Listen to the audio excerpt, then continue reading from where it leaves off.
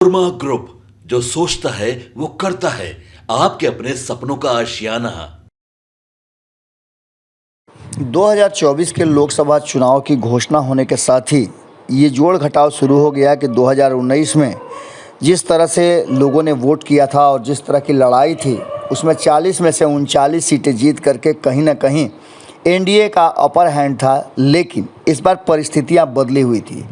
आज से 3 महीना पहले जब नीतीश कुमार महागठबंधन का हिस्सा थे तो और भी कुछ कहा जा रहा था, आंकड़ों में काफ़ी कुछ हेर फेर था। लेकिन जैसे ही नीतीश कुमार एनडीए में चले आए उसके बाद से एक बार फिर आंकड़ों पर मंथन शुरू हो गया। बात अगर करें तो 7वें चरण में कुछ सीटें ऐसी हैं जिस पर कड़ी टक्कर है। हमने आपको बताया कि किस तरह से पटना साहिब में टक्कर है, किस तरह से पाटलिपुत्रा में टक्कर है, और एक और सीट है जो राजधानी से सटा हुआ है, जहानाबाद। यहाँ भी बड़ा ज़बरदस्त टक्कर है। 2019 में देखा गया कि 1700 के आसपास वोटों से हार जीत का फैसला हुआ। निश्चित रूप से यहाँ लड़ाई बहुत कड़ी है। और यहाँ जहानाबाद की अगर बात करें तो 16 लाख वोटर हैं। यहाँ पर यादव और भूमिहार वोटर की संख्या सबसे ज़्यादा है। यहाँ पर पार्टियाँ चुनाव में इन्हीं जातियों को अपना नेता और प्रत्याशी बनाती हैं। इसके अलावा यहाँ SC/ST समुदाय के वोटर भी निर्णायक भूमिका में रहते हैं। इस सीट पर कांग्रेस और भाजपा का कभी बहुत कब्जा रहा है। पहला चुनाव जो 1957 में हुआ, उसके बाद कांग्रेस की सत्यभामा देवी यहाँ से जीत करके आई थी और उसके बाद कांग्रेस और वाम दलों में लगातार यहाँ लड़ाई होती रही। लेकिन कालांतर में बहुत कुछ बदला। बिहार में 40 लोकसभा सीटों में एक जहानाबाद सीट है। इस सीट पर 2019 का चुनाव बड़ा ही दिलचस्प हुआ था। जनता दल यूनाइटेड के प्रत्याशी ने जीत हासिल किया था। जेडीयू के चंदेश्वर प्रसाद चंद्रवंशी को 40.8% वोट मिले थे।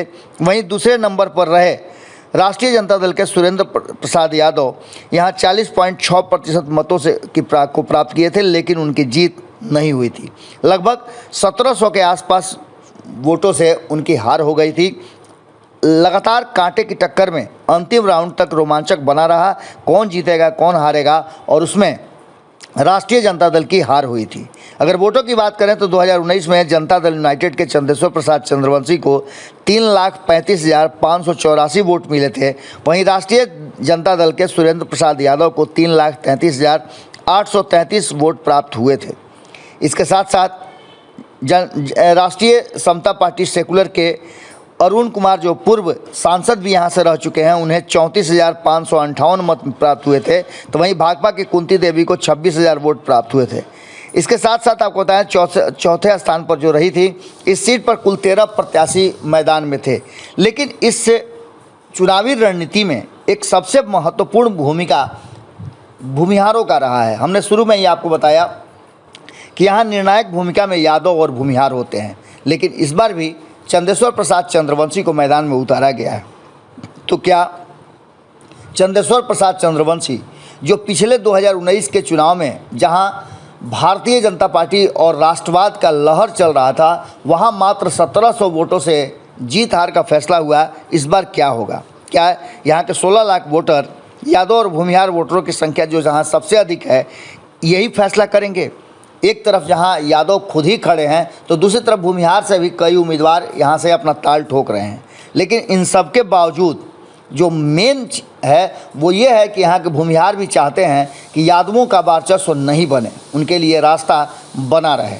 यही कारण है कि जीत हार की स्थिति को देखते हुए चंदेश्वर प्रसाद चंद्रवंशी को सपोर्ट करते हैं। इस बार भी जो चीज़ें सामने आ रही हैं उसमें साफ साफ नज़र आ रहा है कि यहाँ सबसे बड़ी बात ये होगी कि जब वोटिंग का समय आएगा तो निश्चित रूप से चंदेश्वर प्रसाद चंद्रवंशी के पक्ष में भूमिहार समाज का वोट देना मजबूरी हो जाएगी, क्योंकि सुरेंद्र प्रसाद यादव यहाँ से एक बार सांसद रह चुके हैं। वहीं चंदेश्वर प्रसाद चंद्रवंशी भले ही बहुत ज़्यादा काम अपने क्षेत्र में नहीं किए हों, जिसको लेकर के लोगों की नाराज़गी हो, लेकिन अंततः जब चंदेश्वर प्रसाद चंद्रवंशी की बात होती है तो भूमिहारों का सॉफ्ट कॉर्नर जो है वो इनके तरफ हो जाता है, क्योंकि विन विन कंडीशन में यही नज़र आते हैं। एक तरफ जहां भारतीय जनता पार्टी का हिंदुत्व वाला समीकरण, तो दूसरी तरफ नीतीश कुमार का जो सोशल इंजीनियरिंग है वो काम करता है। दूसरी सबसे महत्वपूर्ण बात कि यहाँ दलित समाज भी निर्णायक भूमिका में रहता है। ये सब कुछ जोड़ घटाव करके अगर देखा जाए तो मुस्लिम और यादव का जो समीकरण लालू प्रसाद ने बनाया है, उस समीकरण में इस बार उन्होंने कोशिश किया है कि कुशवाहा समाज को भी जोड़े। लेकिन जब बात यहाँ आती है भारतीय जनता पार्टी की और नरेंद्र मोदी की, तो सारे समीकरण अपने आप बदलने लगते हैं। देखना दिलचस्प होगा कि क्या निकल करके इस बार जहानाबाद में सामने आता है। जहानाबाद में हार जीत का जो आंकड़ा है वो भले ही पिछली चुनाव में कम हो, लेकिन इस बार परिस्थितियाँ बहुत बदली हुई है। ये भी दिलचस्प होगा कि जहानाबाद को लेकर के ये कहा जा रहा है कि जहानाबाद में इस बार चंदेश्वर प्रसाद चंद्रवंशी बहुत मजबूत नहीं है, लेकिन कभी भी चंदेश्वर प्रसाद चंद्रवंशी अपने वोट पे मजबूत नहीं रहे हैं, बल्कि भूमिहार समाज, सवर्ण समाज और दलित, खास करके अति पिछड़ा समाज के 36% वोटर चंदेश्वर प्रसाद चंद्रवंशी को वोट देने के लिए मजबूर भी हैं और उनकी ज़रूरत भी चंदेश्वर प्रसाद चंद्रवंशी है। ऐसी स्थिति में एक बात तो तय मान के चलिए कि जब जहानाबाद में जनता यहाँ की वोट देने जाएगी तो समीकरण सब कुछ छोड़ करके सीधे नरेंद्र मोदी की गारंटी और लालू प्रसाद तेजस्वी यादव का जो MY समीकरण है उसके बीच वोटों का बंटवारा होगा। ऐसी स्थिति में निश्चित रूप से एक अपर हैंड नज़र आ रहा है, क्योंकि अति पिछड़ा समाज से आते हैं और अति पिछड़ा समाज 36% वोटर है।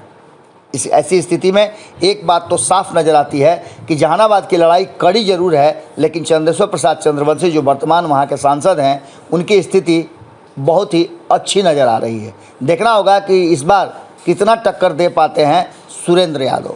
जुड़े रहिएगा भारत लाइव के साथ।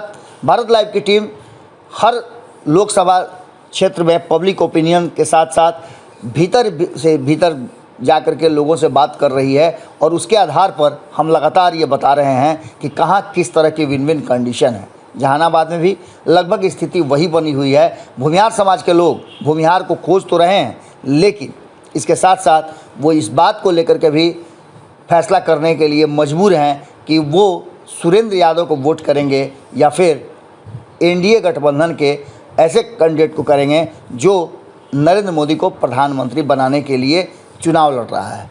जुड़े रहिए भारत लाइव के साथ। बहुत बहुत धन्यवाद। पनोरमा ग्रुप, जो सोचता है वो करता है।